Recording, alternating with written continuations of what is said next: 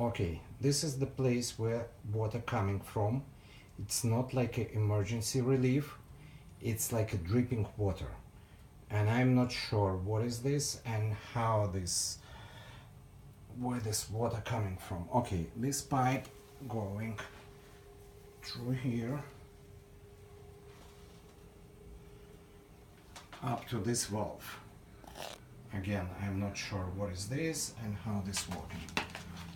Water all around my boiler. It's dripping constantly when boiler working after some period of time. I think that after 20 or 30 minutes of continuous work, it start dripping water. This is my expansion tank, and expansion tank is empty. I'm not sure why water not going in expansion tank, but instead going to this pipe because my neighbor's expansion tank, they all full.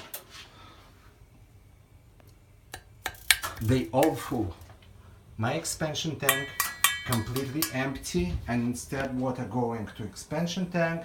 For some reason it's going through this pipe.